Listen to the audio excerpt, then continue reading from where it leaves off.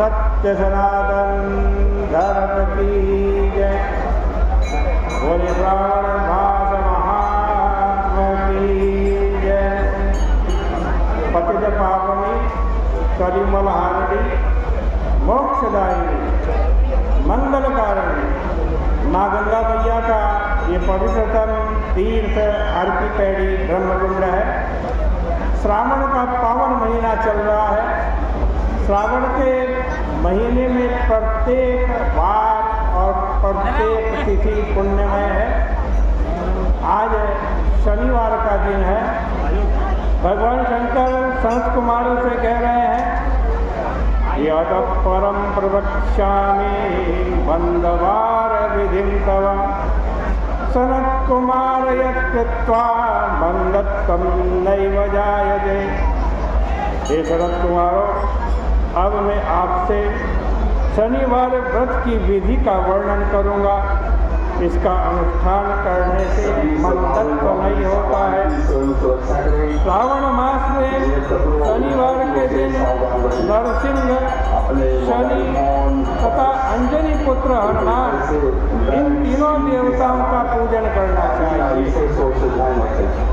दीवार पर अथवा खंभे पर नरसिंह भगवान की सुंदर प्रतिमा बना करके हल्दी युक्त चंदन से और नीले, लाल तथा पीले सुंदर पुष्पों से लक्ष्मी सहित जगतपति नरसिंह भगवान का भली भांति पूजन करके उन्हें खिचड़ी का नैवेद्य तथा कुंदर नामक शाक का भोग अर्पण करना चाहिए।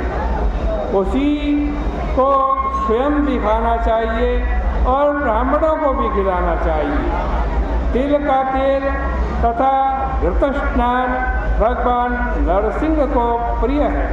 शनिवार के दिन तिल सभी कार्यों के लिए प्रशस्त है। शनिवार के दिन तिल के तेल से ब्राह्मणों तथा सुवासिनी स्त्रियों को उबटन करना चाहिए और कुटुंब सहित स्वयं भी संपूर्ण शरीर में तेल लगा करके स्नान करना चाहिए और उड़द का भोजन ग्रहण करना चाहिए। इससे भगवान नरसिंह प्रसन्न होते हैं। इस प्रकार श्रावण मास में चारों शनिवारों में व्रत को करके रहना चाहिए। जो व्रत करता है उसके घर में लक्ष्मी पूर्ण रूप से स्थिर रहती है, धन धान्य की वृद्धि होती है। पुत्रहीन व्यक्ति पुत्र वाला हो जाता है और इस लोक में सुख भोग कर अंत में वैकुंठ को जाता है। नरसिंह भगवान की कृपा से मनुष्य की दिशाओं में व्याप्त रहने वाली उत्तम कीर्ति होती है। हे सौम्य, मैंने आपसे नरसिंह भगवान का उत्तम व्रत कहा। हे सनत कुमारों, अब शनिदेव की प्रसन्नता के लिए जो करना चाहिए उसको सुनिए।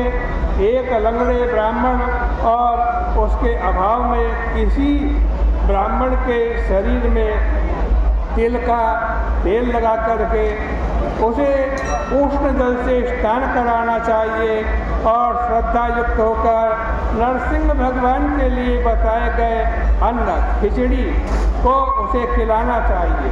तत्पश्चात तेल, लोहा, काला तिल, काला उड़द, काला कंबल प्रदान करना चाहिए। इसके बाद व्रती यह कहे कि मैंने यह सब शांति की प्रसन्नता के लिए किया है। शनिदेव मुझ पर प्रसन्न हो। तदनंतर तिल के तेल से शनि का अभिषेक करना चाहिए। उनके पूजन में तिल तथा गुड़ के अक्षत प्रशस्त माने गए, उड़द के अक्षत प्रशस्त माने गए।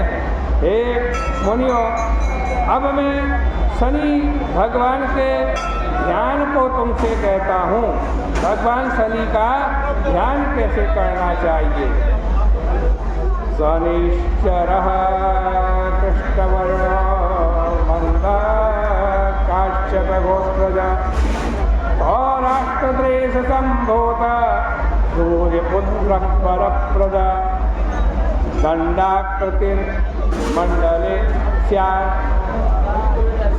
इंद्रा नील समद्युति।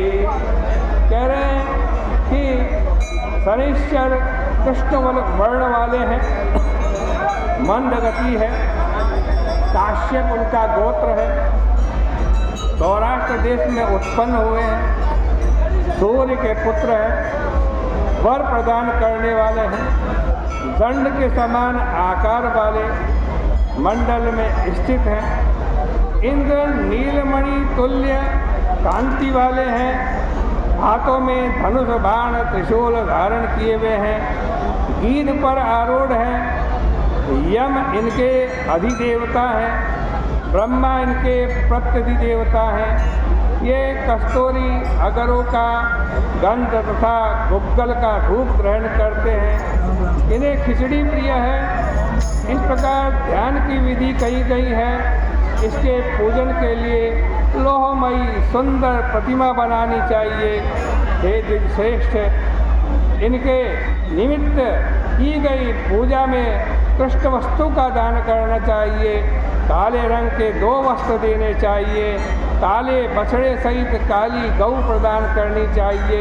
विधि पूर्वक पूजन करके इस प्रकार आज प्रार्थना करनी चाहिए। आराधना से संतुष्ट होकर जिन्होंने नष्ट राज्य वाले राजा नील को उनका महान राज्य पुनः प्रदान कर दिया, वे शनिदेव मुझसे प्रसन्न हो। नील अंजन के समान वर्ण वाले, मंद गति से चलने वाले और छाया देवी तथा सूर्य से उत्पन्न होने वाले उन शनिश्चर को मैं नमस्कार करता हूँ।